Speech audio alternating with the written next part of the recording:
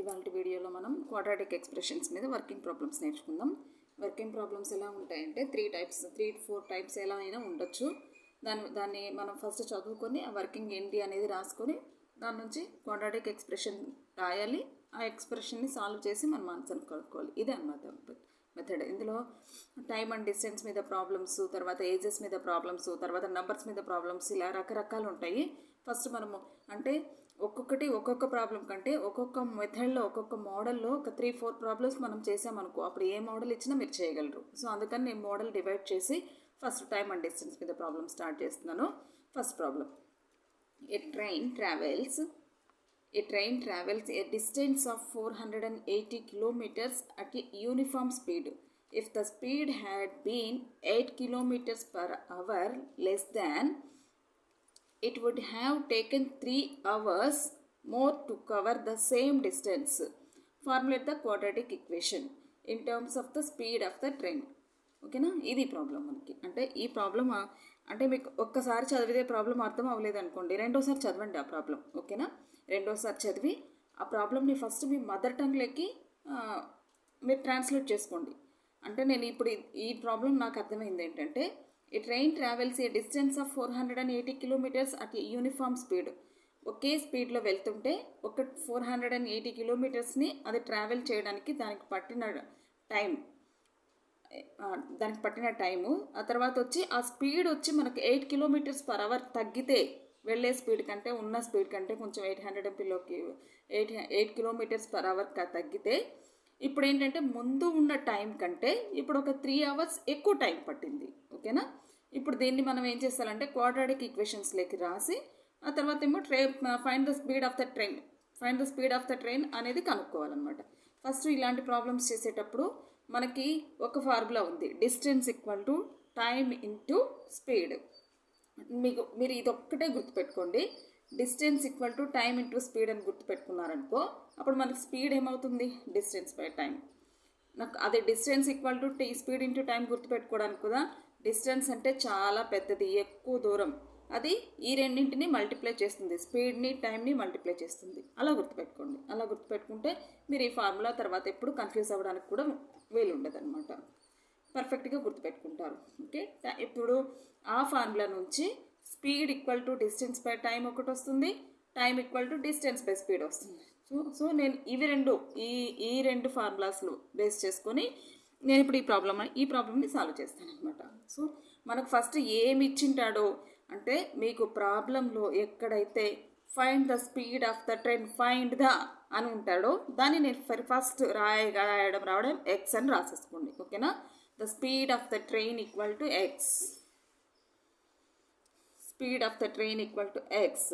ఓకేనా, రాసుకున్న తర్వాత నేను కొంచెం వర్కింగ్ ముందే రాశాను, ఎందుకంటే వీడియో పెద్దదైపోతుంది వర్కింగ్ ముందు మీ ముందే వర్కింగ్ రాసుకుంటూ చెప్పాలంటే. ఓకేనా, speed of the train equal to x, time taken to travel 480 kilometers equal to 400 divided by x hours. నేను టైం తీసుకుంటున్నాను. Time equal to distance divided by speed. Distance ఎంత మనకి 480 kilometers, స్పీడ్ ఎంత మనం ఎంత తీసుకున్నాం, speed of the train x, 400 divided by x hours, ఇంత time పట్టింది. ఓకేనా, ఇప్పుడు నాకు టైం ఎంత, నేను స్పీడ్ తగ్గించుకున్నాను. Time taken by the train travel distance of 480 kilometers with the speed of x minus 8 kilometers per hour. x minus 8 kilometers అయితే అప్పుడు దాని టైం ఎంత అవుతుందంటే 480 divided by x minus 8 hours. ఓకేనా, గివెన్ దట్ మనకి ఏమి ఇచ్చాడు ఇందాక మన ప్రాబ్లంలో చదివినప్పుడు, ఈ టైం వచ్చి ఆ టైం కంటే 3 hours ఎక్కువ పట్టింది. అంటే నేనేం రాసుకుంటున్నానంటే, గివెన్ దట్ ఈ మనకి ఇచ్చిన ప్రాబ్లం, నాకు అర్థమైన ప్రాబ్లం ప్రకారం ఏమంటే 480 బై ఎక్స్ మైనస్ 8, ఇది ఎక్కువ. దేనికంటే 480 ఒరిజినల్ టైం కంటే ఈక్వల్ టు 3. అంటే ఫస్ట్ మనకు స్పీడ్ తగ్గించిన తర్వాత వచ్చిన టైము ఒరిజినల్ టైం కంటే 3 hours ఎక్కువ. అంటే దీంట్లోంచి నేను ఇది మైనస్ చేస్తే 480 బై ఎక్స్ మైనస్ చేస్తే 3 hours వచ్చింది నాకు. ఇది ఇప్పుడు ఈక్వేషన్. నేను ఈ ఈక్వేషన్ని సాల్వ్ చేయాలి. 480 అంటే ఇది టైం వచ్చి స్పీడ్ తగ్గించిన తర్వాత మనకి ఈ టైం వచ్చింది. ఈ టైంలోంచి ఒరిజినల్ స్పీడ్ ఉన్న టైం తీసేస్తే మనకు 3 అవర్స్. ఇది ఈక్వేషన్. ఈ ఈక్వేషన్ నుంచి మనకేంటంటే ఈ ఈక్వేషన్ని నేను సాల్వ్ చేసుకుంటే నాకు క్వాడ్రాటిక్ ఈక్వేషన్ వస్తుంది. ఈ ఈక్వేషన్ను సాల్వ్ చేసుకోవడానికి నేను ఏం చేస్తానంటే x into x minus 8 LCM equal to ఇక్కడ ఏమవుతుంది 400. ఈ రెండింటిలోంచి 480 నేను ముందే కామన్ తీసేస్తాను. కామన్ తీసేస్తే ఇక్కడ ఏమవుతుంది x అవుతుంది minus x minus 8 equal to 3 అనమాట. ఓకేనా. ఇది మైనస్ ఎక్స్ ఇక్కడ ప్లస్ 8 అవుతుందా.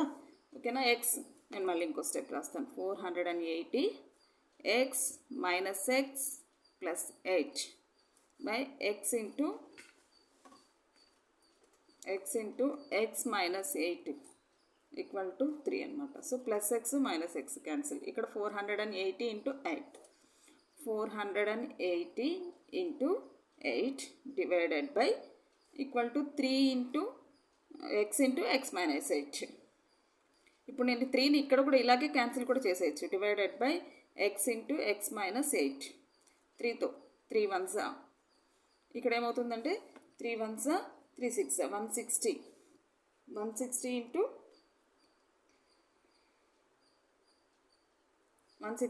8 divided by x into x minus 8. 168 into 8 అంటే ఎంత వస్తుంది 1280 ఈక్వల్ టు 3 ఇంటూ 3 ఆల్రెడీ వెళ్ళిపోయింది కదా. ఇప్పుడు x ఇంటూ x మైనస్ 8 వచ్చి ఇటువైపుకి వచ్చింది. క్రాస్ మల్టిప్లికేషన్ చేస్తే 1280 equal to x into 8 x square x into x square x into minus 8 వచ్చి మైనస్ 8x. సో నాకు కావాల్సిన ఈక్వేషన్ ఏంటంటే x square minus 8x square minus 8x. ఈ 1280 వైపుకి వస్తే మైనస్ 1280 ఈక్వల్ టు 0.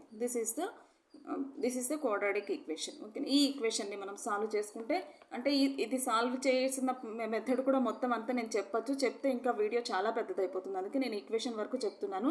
ఈ ఈక్వేషన్ వచ్చిన తర్వాత మీకు నేను ఆల్రెడీ ఇంతకుముందు ప్రీవియస్ వీడియోస్లో 3 మెథడ్స్ చెప్పాను అనమాట.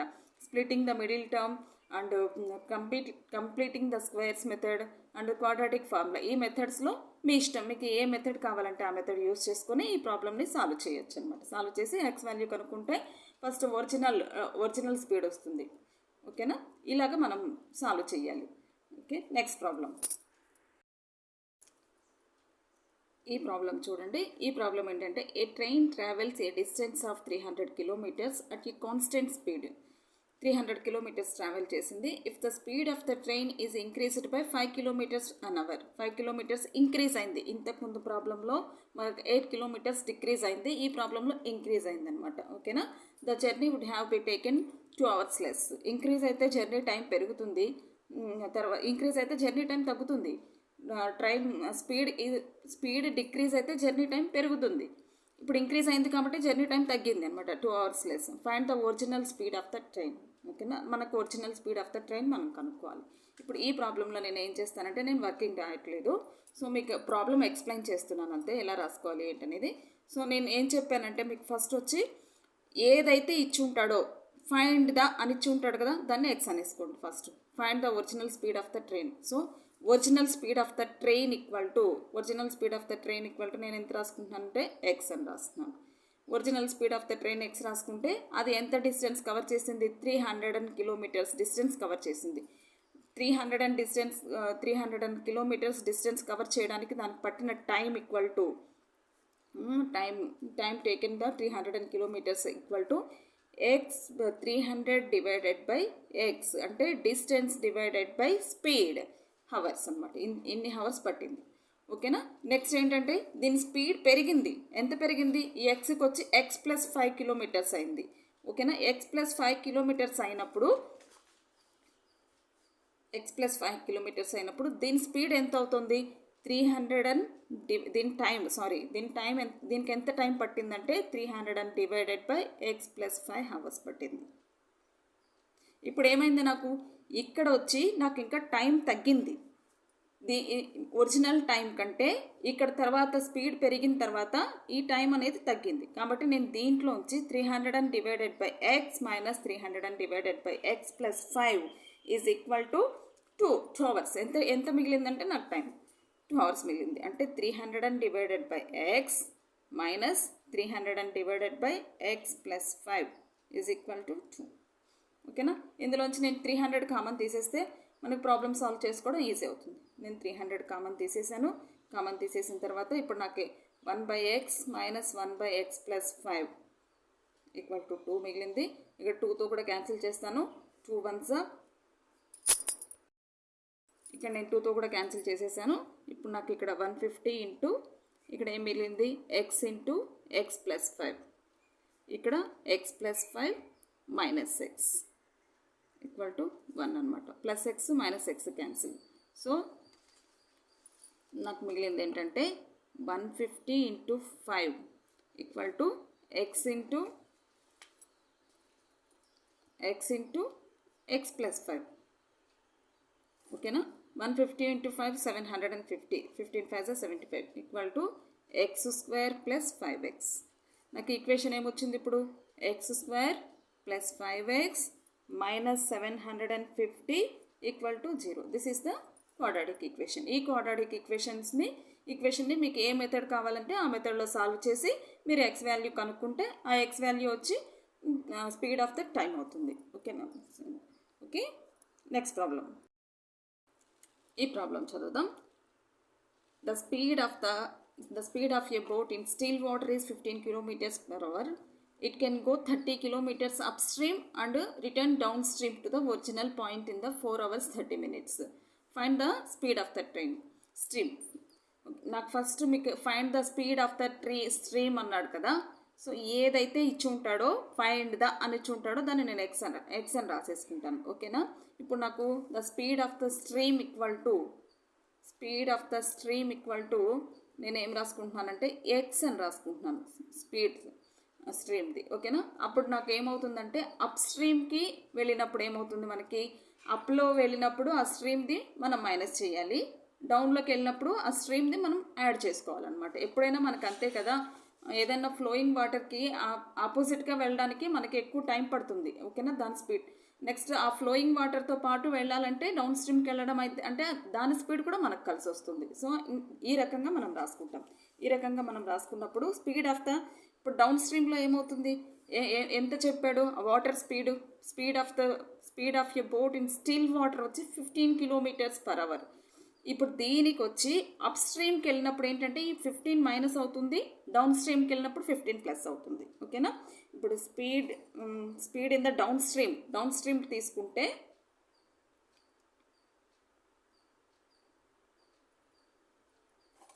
డౌన్ స్ట్రీమ్ కాబట్టి 15 ప్లస్ ఎక్స్ అవుతుంది. ఓకేనా? స్పీడ్ నెక్స్ట్ వచ్చి km/h. నెక్స్ట్ అప్ స్ట్రీమ్ తీసుకుంటే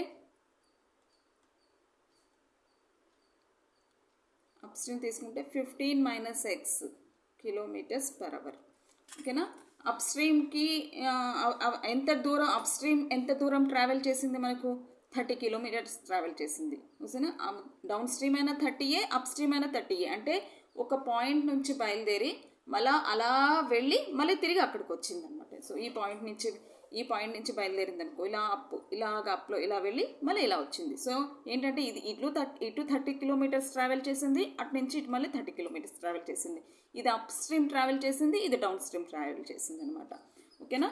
అప్ స్ట్రీమ్ ట్రావెల్ చేసినప్పుడు ఎంత టైం పట్టింది, అప్ స్ట్రీమ్ ట్రావెల్ చేసినప్పుడు పట్టిన టైం ఏంటంటే 30 kilometers కదా ట్రావెల్ చేసింది. 30 kilometers డివైడెడ్ బై అప్ స్ట్రీమ్కి స్పీడ్ ఎంత అంటే 15x మైనస్ 15 hours. ఇది అప్ స్ట్రీమ్ టైం అనమాట. నెక్స్ట్ వచ్చి డౌన్ స్ట్రీమ్ టైం ఏమవుతుంది,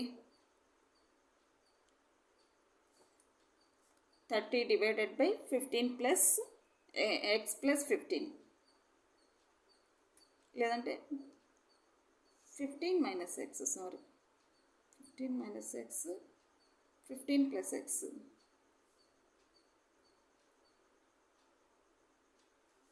ఇది 15+x అవుతుంది. 15+x అయినా x+15 అయినా ఒకటే కదా. సో దీని నుంచి ఈ స్పీడ్ నుంచి దాన్ని తీసేస్తే మనకు కావాల్సింది వస్తుంది.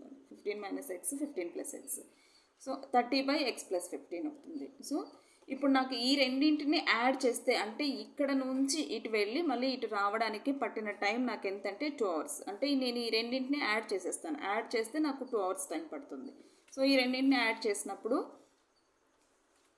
నాకు up stream and down stream రెండు యాడ్ చేస్తే 4 hours 30 minutes అవుతుంది. 4 hours 30 minutes నేను first 30/15 - x plus 30/15+x equal to 4 hours 30 minutesని 1/2 అని రాసుకుంటాను. సో 1/2 అని రాసుకుంటే ఇప్పుడు నేను దీన్ని ఏం రాసుకోవచ్చు అంటే దీన్ని మిక్స్డ్ ఫ్రాక్షన్ నుంచి ఇంప్రాపర్ ఫ్రాక్షన్ రాసుకుంటున్నాను. సో దట్ ఈస్ 9/2 అనమాట. ఓకేనా. ఇప్పుడు 30/15 - x ఇంటూ 15+x ఎల్సిఎం అవుతుంది. ఇక్కడ 15+x అవుతుంది ప్లస్ 15 - x ఈక్వల్ టు 9/2 అనమాట. +x - x cancel. ఇప్పుడు ఈ రెండింటిలోంచి నేను 15 + 15 30 divided by 15 - x into 15+x ఏమవుతుంది? a² - b². That is 15² - x² equal to 9/2 అనమాట. సో నేను క్రాస్ మల్టిప్లికేషన్ చేస్తాను. క్రాస్ మల్టిప్లికేషన్ చేస్తే 30 × 2 ఈక్వల్ టు 30 కామన్ తీసాను. 15+x 15 - x. ఇక్కడ 15 - x ఇంటూ 15+x. ఓకేనా. ఇక్కడ నాకు x నేను క్యాన్సిల్ చేసేసాను అనుకో. 15 + 15 30 30 30 × 30 30 × 30 divided by 15² - x² equal to 9/2 అనమాట. సో నాకు ఇప్పుడేమవుతుంది? ఇప్పుడేమవుతుందంటే 900 డివైడెడ్ బై 15² అంటే 225 - x² equal to 9/2. 9 1 0 0. So 200 cross multiplication నేను ఇప్పుడు చేస్తాను అనమాట. 200 ఈక్వల్ టు 225 - x² అనమాట. ఈ 200 అటువైపు తీసుకెళ్తే 225 - x² - 200 equal to 0. 25 - x² equal to 25 - x² equal to 0 అనమాట. ఇక్కడ x² ఈక్వల్ టు ఏమవుతుంది? 25 అవుతుంది. x ఈక్వల్ టు +or-5 అవుతుంది. Okay. √25. So x equal to +or-5. కానీ మనం ఎప్పుడు ఇదేంటి స్పీడ్ తీసుకున్నాం కదా, +5 తీసుకుంటాం. x ఈక్వల్ టు +5 తీసుకుంటాం. సో అప్ స్ట్రీమ్ డౌన్ స్ట్రీమ్లో మీరు ఇలా చేయాలి ప్రాబ్లం. ఫస్ట్ ఏంటంటే అప్ స్ట్రీమ్కి మనం అప్ వెళ్ళేటప్పుడు మనకి ఎప్పుడు మైనస్ చేసుకోవాలి, డౌన్కి వెళ్ళేటప్పుడు ప్లస్ చేసుకోవాలి. ఇచ్చిన డేటాను బట్టి ఈక్వేషన్ రాసుకోవాలి. ఇలా చేయాలి upstream downstream problems చేసేటప్పుడు. Next problem. A fast train takes 3 hours less than a slow train for a journey of 600 kilometers if the speed of the slow train is 10 km/h less than the fast train. ఓకేనా. Fast train కంటే 10 km/h తక్కువగా ఉంటుంది. Find the speed of the two trains యొక్క speed కనుక్కోవాలి. ఓకేనా. నాకు first ఏం చేస్తానంటే ఫాస్ట్ ట్రైన్ వచ్చి 10 km, slow train 10 km less than అన్నాడు. So the speed of the slow train equal to x రాసుకుంటాను. అప్పుడు నాకు speed of the fast train ఏమవుతుందంటే x + 10 అవుతుంది. ఓకేనా. ఇప్పుడు నాకేమవుతుంది? స్లో ట్రైన్ ఎంత కవర్లో స్లో ట్రైన్ వచ్చి టైం ఎంత టైం తీసుకుంటుంది స్లో ట్రైన్ అనేసరికి నాకు ఏమవుతుందంటే 600 kilometers కదా. 600 డివైడెడ్ బై x అవుతుంది. x hours అవుతుంది. నెక్స్ట్ ఫాస్ట్ ట్రైన్ ఎంత తీసుకుంటుందంటే time 600 divided by x + 10 hours అవుతుంది. ఓకేనా. ఇప్పుడు మనకి మనకి ఇచ్చిన డేటా ప్రకారం ఎంత? 3 hours less than the slow train. 3 hours less than అయింది. సో దీని ప్రకారం నేను ఎలా రాసుకుంటానంటే 600 divided by x - 600 divided by x + 10. ఎందుకంటే ఇది ఎక్కువ ఉంది 3 hours కాబట్టి ఈక్వల్ టు 3. సో ఈ ఈక్వేషన్ రాసేసుకుంటే మనం ఇందాక రాసుకున్నాం కదా, x/x + x కామన్, ఇందులోంచి 600 కామన్ తీసేసి 1/x - 1/x + 10 equal to 3. 3తో cancel చేసేది 200. సో x × x + 10 ఇలా మీరు రాసుకునేస్తే మీకు ఈజీగా క్వాడ్రాటిక్ ఈక్వేషన్ వచ్చేస్తుంది అనమాట. సో ఈ ప్రాబ్లమ్ని ఇలా చేయాలి. క్వాడ్రాటిక్ ఈక్వేషన్ వచ్చిన తర్వాత ఆ క్వాడ్రాటిక్ ఈక్వేషన్ నుంచి మీరు నెక్స్ట్ ఏ మెథడ్ కావాలంటే ఆ మెథడ్లో మీరు సాల్వ్ చేయొచ్చు. ఈ రకంగా చేయాలి ఈ ప్రాబ్లమ్ని. ఓకే, సో నెక్స్ట్ ప్రాబ్లం అంటే నేను ఇక్కడ ఎందుకు పూర్తిగా సాల్వ్ చేసి చూపించట్లేదంటే ఈ వీడియో టైం చాలా ఎక్కువ పెరిగిపోతుంది. మనము వీలైనన్ని ఎక్కువ ప్రాబ్లమ్స్ కవర్ చేద్దామని నేను ఇంతవరకు మాత్రమే చెప్పాను. ఓకే, ఈ ప్రాబ్లం చూడండి. 2 trains leave a railway station at the same time. Same time. The first train travels due west and the second train due north. అంటే ఫస్ట్ ట్రైన్ వచ్చి వెస్ట్కు, ఇది ఫస్ట్ వన్, ఇది సెకండ్ వన్ వచ్చి వెస్ట్కి బయలుదేరింది అనమాట. The first train travels 5 kilometers per hour faster than the second train. Second train కంటే first train ఏమవుతుందంటే 5 kilometers ఫాస్ట్గా వెళ్తుంది second train. If after 2 hours తర్వాత దే ఆర్ 50 kilometers అపార్ట్. అవి రెండు ఒకదానికోటి 50 kilometers దూరంలో ఉన్నాయి. Find the average speed of the train. ఓకేనా, నేను ఏం కనుక్కోవాలంటే find the average speed of the each train. ఒక్కొక్క ట్రైన్కి యావరేజ్ స్పీడ్ ఎంత అనేది కనుక్కోవాలి. ఫస్ట్ నాకు అర్థమైంది ఏంటంటే ఇది రైల్వే స్టేషన్ అనుకుంటే ఈ రైల్వే స్టేషన్ నుంచి 2 trains బయలుదేరాయి. ఆ 2 trainsలో ఒక ట్రైన్ వచ్చి ఇలాగా వెస్ట్కి బయలుదేరింది. ఇప్పుడు మనం నార్త్ వచ్చి టాప్ వైపు నార్త్ రాసుకుంటాం, ఇటువైపు వెస్ట్, ఇటువైపు ఈస్ట్ అండ్ సౌత్ ఇలా రాసుకుంటాం. సో వెస్ట్కి బయలుదేరింది first train. Next second train ఏమైందంటే ఇలా నార్త్కి బయలుదేరింది. ఇవి రెండు నాకు ఇచ్చిన డేటా ప్రకారం ఇవి రెండు 2 hours తర్వాత ఎక్కడున్నాయంటే ఈ రెండింటి డిస్టెన్స్ వచ్చి 50 kilometers ఉంది. ఇక్కడ నాకు రైట్ యాంగిల్ ట్రయాంగిల్ వచ్చింది, ఇక్కడ 90 degrees ఉంటుంది. సో ఇది నాకు అర్థమైంది. నాకు ఇచ్చిన గివెన్ డేటా నేను రాసుకుంటే నాకు ఇది అర్థమైంది అనమాట. ఓకేనా, కానీ ఇక్కడ మనకు ఏమన్నాడంటే first train travels 5 kilometers faster than the second train. First train ఎటువైపుకి వెళ్ళింది, వెస్ట్ వైపుకి వెళ్ళింది. ఫస్ట్ ట్రైన్ ట్రావెల్స్ వెస్ట్ అంటే ఇది 200 ఇది 5 kilometers ఎక్కువ ఫాస్ట్గా ఉంది. ఫస్ట్ ట్రైన్ ఫాస్ట్గా ఉంది. First train travels 5 kilometers per hour faster than the second train. ఇది స్లోగా ఉందన్నమాట. ఓకేనా, ఇప్పుడు దీన్ని నేను ఎక్స్ అని రాసుకుంటే దీనికి ఇదేమవుతుంది, ఇది x+5 అవుతుంది. ఓకే, ఇప్పుడు నేను ఈక్వేషన్స్ రాసుకుంటాను. నేను ఏం చేస్తున్నానంటే సెకండ్ ట్రైన్ది స్పీడు ఎక్స్ అనుకుంటున్నాను. ఎక్స్ అనుకుంటే ఫస్ట్ ట్రైన్ స్పీడ్ ఏమవుతుందంటే ఇది స్పీడ్ సెకండ్ ట్రైన్ స్పీడ్ ఏమవుతుందంటే x+5 అవుతుంది. ఓకేనా, ఇప్పుడు నాకు ఇక్కడ ఇందులో నాకు డిస్టెన్స్ ఇవ్వలేదు. సో టైం ఇచ్చాడు, ఎంతసేపు డిస్టెన్స్ ట్రావెల్ చేసాయని టైం ఇచ్చాడు. సో స్పీడ్ ఇంటూ టైం, ఇది నేను స్పీడ్ ఇంటూ టైం చేసుకున్నప్పుడు distance equal to first train distance equal to ఏమవుతుంది, ఫస్ట్ ట్రైన్ అంటే దాని స్పీడ్ ఎంత, x+5 ఇంటూ 2 hours అంటే 2 into x+5. Second ట్రైన్ది x+x into 2 అనమాట, అంటే ఇది 2x. సో ఇప్పుడు నాకు ఇందాక వచ్చింది కదా, ఇలాగ రైట్ యాంగిల్ ట్రయాంగిల్ లాగా వచ్చింది కదా. సో ఇది ఫస్ట్ ట్రైన్ అనుకున్నాను, ఇది సెకండ్ ట్రైన్ అనుకున్నాను. సో ఇప్పుడు దీని డిస్టెన్స్ ఎంత వచ్చింది, 2 into x+5 వచ్చింది. దీని డిస్టెన్స్ ఎంత వచ్చింది, 2x వచ్చింది. ఇక్కడ నుంచి ఇక్కడికి ఎంత వచ్చింది, 50 kilometers per hour వచ్చింది. ఓకేనా, ఇప్పుడు నాకు ఇది రైట్ యాంగిల్ ట్రయాంగిల్ ఉంది.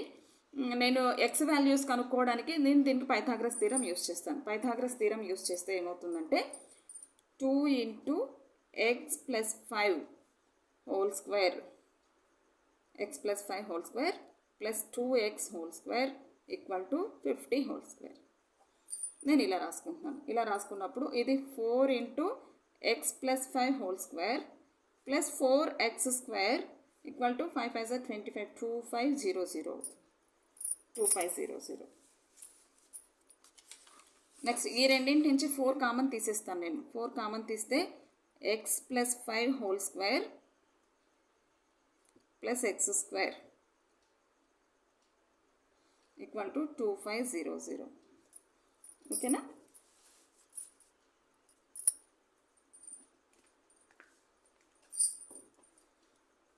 4 into x square plus 25 plus 4x plus x square equal to 2500.